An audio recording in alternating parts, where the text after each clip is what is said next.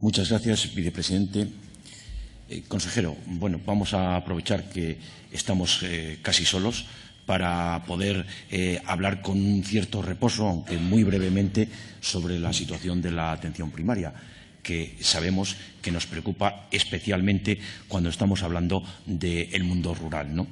Hace 2 años le hacía justamente por estas fechas una moción sobre sanidad como resultado de una interpelación en la cual participaron todos los grupos de la Cámara. Todos tuvieron una cierta participación y en el caso del Partido Popular una participación muy activa. Resultó que al final tuvimos casi 30 puntos, de los cuales más de 25, yo creo, se aprobaron por unanimidad. Y bueno, 2 años después, ¿qué ha pasado? Los problemas que se describieron en aquella interpelación y en aquella moción han cambiado. No parece que hayan cambiado nada. Incluso en alguno de los casos, como es en materia de personal, yo creo que estamos peor. ¿Qué se ha hecho de lo que las Cortes acordaron o recomendaron? Prácticamente nada. Ya sé que para ustedes las proposiciones y las mociones que aprueban las Cortes son solo meros brindis al sol, porque no han sido aprobadas por la Consejería, aunque sí lo hayan sido por el Grupo Popular y hayan tenido una participación activa. Mire, su resistencia a poner en práctica las resoluciones de las Cortes solo tienen equivalencia a la resistencia a aplicar las resoluciones de los tribunales. Solo aplican aquello que no les queda más remedio o que coinciden con sus proyectos o que es fruto, y no siempre, de una negociación presupuestaria. Mire, es la tercera interpelación consecutiva sobre el estado de la sanidad y seguramente se preguntarán cómo es posible que en 3 sesiones consecutivas estemos hablando de sanidad, con las buenas notas que le ha dado la Federación de Asociaciones de Defensa de la Sanidad Pública. Seguramente el caos que hemos vivido este verano en la asistencia sanitaria, especialmente en la atención primaria, o las manifestaciones de pacientes en numerosos ámbitos de la geografía de Castilla y León, no les parecen indicios de que la sanidad y la atención primaria tiene importantes problemas. De verdad, desde el Paseo Zorrilla se ven bastante mal los problemas de la sanidad. Entonces, vamos a hablar muy brevemente sobre algunos aspectos.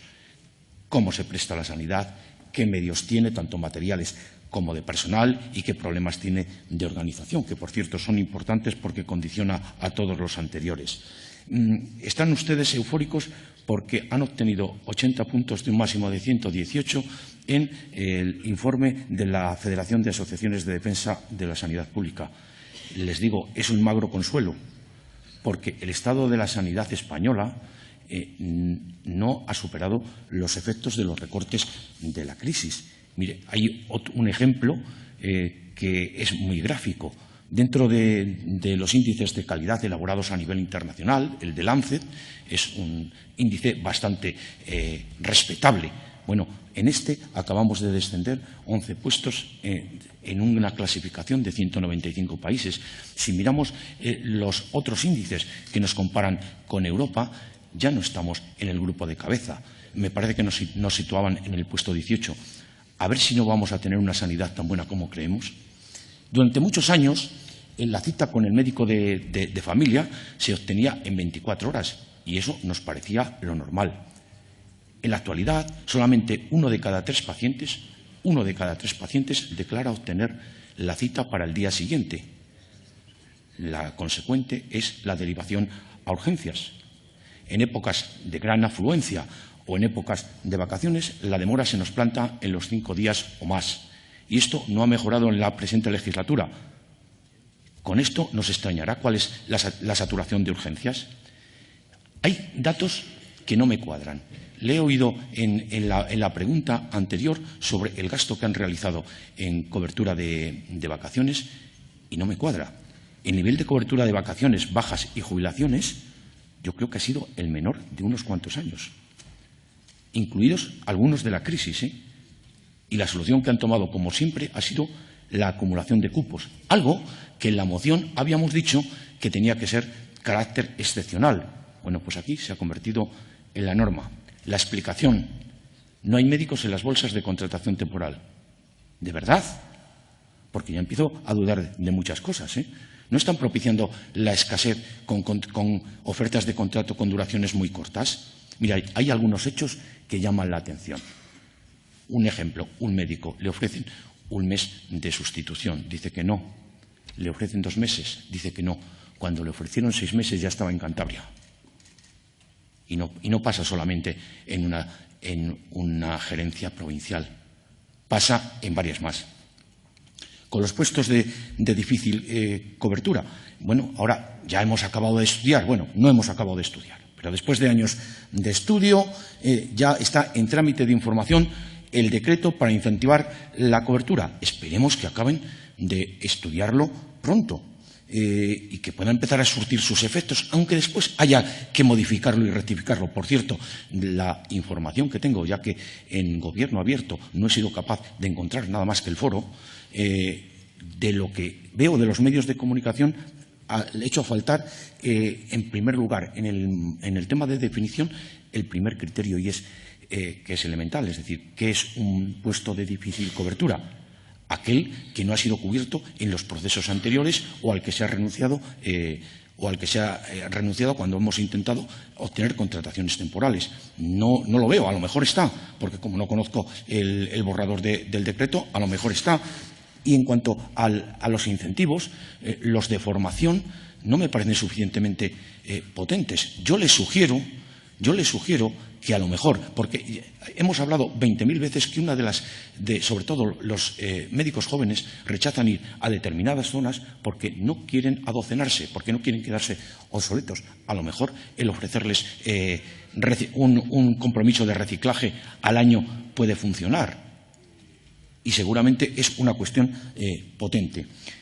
Mire, los problemas que hemos tenido en la atención primaria este verano no tienen ninguna comparación con los de años anteriores. Y he descontado los de la huelga, he apartado los que podían proceder de la huelga. Hemos hablado de problemas en las acumulaciones de cupos, suspensiones de consultas en consultorios locales, no coberturas de puntos de atención de urgencias, y muchos de ellos con un denominador común, que es la falta de respeto por el paciente. Mire, podemos entender que la falta de médicos obligue a no poder pasar alguna consulta, pero lo que no podemos entender es que, teniendo fijadas las vacaciones y las guardias, lo que da una información previa de cuándo se van a producir los problemas, se informe de la suspensión el día anterior, cuando no el mismo día. Esto no solo es falta de previsión, sino también falta de pensar en el paciente y falta de respeto. Y mire, hay algo que tienen que tener ustedes claro, espero que lo tengan, que la atención primaria es el centro del sistema sanitario. Es más, le aseguro que muchos de los problemas que tenemos de saturación en atención especializada, la solución está en la atención primaria. Y la solución está en que la derivación se ajuste a las necesidades reales. Yo recuerdo cuando vino usted todo orgulloso diciendo que se derivaba el 4,4% de las consultas. ¿Pero de qué consultas me estaba hablando? Me estaba hablando de todas las consultas, las de recetas, las de resultados, las revisiones. Pero si hablamos de procesos, descubrirá que en general no son todos los médicos naturalmente iguales. En general se deriva cosas que con más tiempo y mejores medios podrían y deberían resolverse en la atención primaria. Hay que mejorar la derivación, hay que hacer ampliación de la cartera de servicios, pero para eso hay que darle instrumentos a los médicos. El primer instrumento es el tiempo. Seguramente tengamos que volver a ajustar los tiempos que se dedican a cada paciente. ¿Saben a qué dedican buena parte del tiempo los médicos en nuestra consulta? A pegarse con el ordenador y con la informática. Los accesos a Medora y Jimena siguen siendo una carrera de obstáculos. No sé cómo va la implantación de la receta electrónica. Teóricamente es el 110%. Lo tenemos implantado en todos los sitios, pero no sé qué aplicación se hace, entre otras cosas porque parece, y digo porque yo no lo he hecho personalmente, parece que el hacer las recetas desde el punto de vista electrónico en el ordenador tiene sus complicaciones. Y ya que se me acaba el tiempo de la primera intervención, únicamente, aparte de cortar aquí en la receta electrónica y preguntarle si cree que con eso se ha eliminado algunas de las consultas, decirle algo como conclusión, porque puede servir para la discusión en la segunda parte. Y es, mire, han creado una estructura absolutamente rígida, en la que todo lo deciden en el Paseo Zorrilla. Y claro, en el Paseo Zorrilla solamente pueden decidir café para todos, cuando cada zona básica de salud es absolutamente distinta. Señor Mitadiel, debe concluir. Acabo, vicepresidente. Es distinta de la anterior. Si no cambiamos ese modelo de organización, si no utilizamos los coordinadores de los centros de salud y les damos autonomía, aquí no cambiamos nada. Muchas gracias.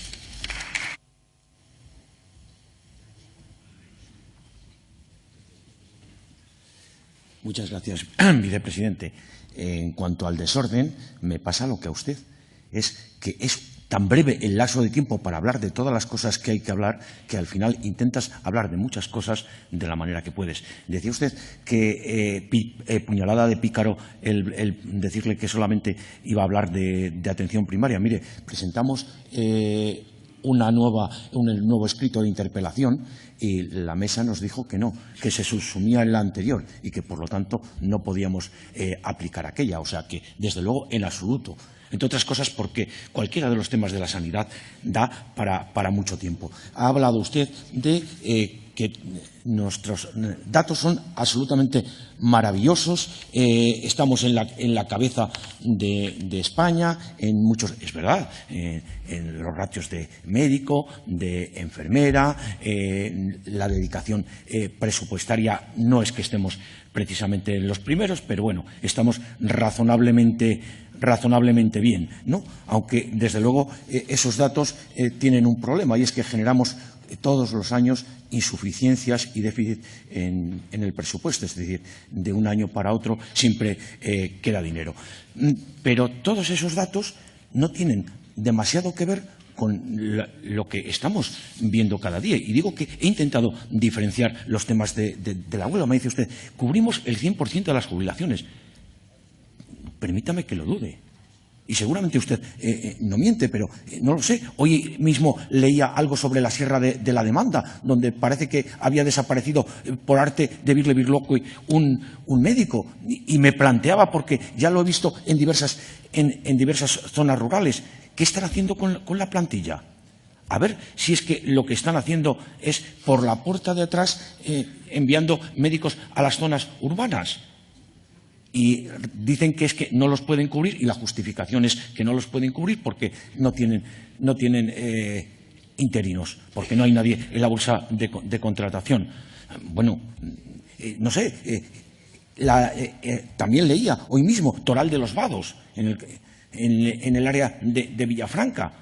Pero es que tengo aquí, no puedo hacer lo que hizo el compañero del PSOE, porque tengo una relación de municipios que abarca prácticamente toda la comunidad, con incidencias solamente recogidas desde el mes de junio hasta ahora. Ese es el problema. Mire, lo último, y esto sí que se lo quiero decir, cuando soluciona las cosas, las solucionan a medias. Periurbana Norte, Centro de Salud de Villares. Solamente hemos cogido los datos de septiembre. Ahí teníamos un problema bastante grave de tener un solo equipo y pusieron un segundo equipo los fines de semana, que además tampoco resulta que lo pueden cubrir todos los fines de semana. El día 15 resulta que no lo pudieron cubrir. Bueno, pues desde el día 10 para acá ha habido incidencias, pues como todos los días. Todos los días tengo recogidas incidencias, que algunas de ellas, es decir, incidencias consiste en que mientras estaban atendiendo un domicilio había alguien en la puerta del centro esperando a que la atendieran. Del mismo viernes, el mismo viernes tuvieron 4 salidas. Hay una reclamación de las 8:30 de la noche, creo recordar, diciendo que llevaba 1 hora esperando y que no la atendían. Bueno, pues de 2 de los días me consta que eran dolores torácicos. Bueno, puede que a lo mejor no fuese nada, pero ¿y si lo es? Otro de los días, me parece recordar, el del día 11, la que estaba esperando era una hipoglucemia severa, mientras estaban atendiendo a una niña que afortunadamente era algo relativamente menor y que pudieron derivar hacia el hospital. De eso estamos hablando. Estamos hablando de que cuando solucionan las cosas no las solucionan completamente. Mire, nosotros teníamos muchas expectativas en la fusión de las áreas, en que la fusión de primaria y especializada resultase positiva. Cuando le he preguntado a usted qué era, qué resultados había, me cuenta una serie de cosas que parece que se lo está contando alguien que no tiene ningún conocimiento de la sanidad. Me dice que es que se están trabajando las unidades de continuidad asistencial, que con esto se ha conseguido la implantación de la petición electrónica de analítica a los centros de salud del área. Me quiere decir, bueno, y puedo seguir leyendo, me quiere decir que esto no sucede en las que todavía sigue existiendo como gerencia separada, primaria y especializada. No me cuente historias. Lo único que me sirve de todo esto es lo del final, cuando habla de las comisiones, que si solamente, o sea, si es algo más que lo que veo aquí en el papel, desde luego pueden ser muy importantes. Y no hemos hablado, y acabo, vicepresidente, y no hemos hablado de la política de personal. Tiene una política de personal absolutamente cicatera, donde las cosas hay que conseguirlas mediante sentencias. Mire, el que no paguen la manutención en buena parte de las provincias, no sé si en todas, en las guardias, no tiene sentido cuando lo ha recuperado atención especializada. El complemento, acabo, vicepresidente. El complemento específico de la enfermería es ridículo y ajeno a toda lógica. Y los resultados que se están consiguiendo en carrera profesional es a base de sentencias. Si no tratamos bien al personal, que es nuestro mayor activo, más que la tecnología, más que los edificios, no vamos a ningún sitio. Muchas gracias.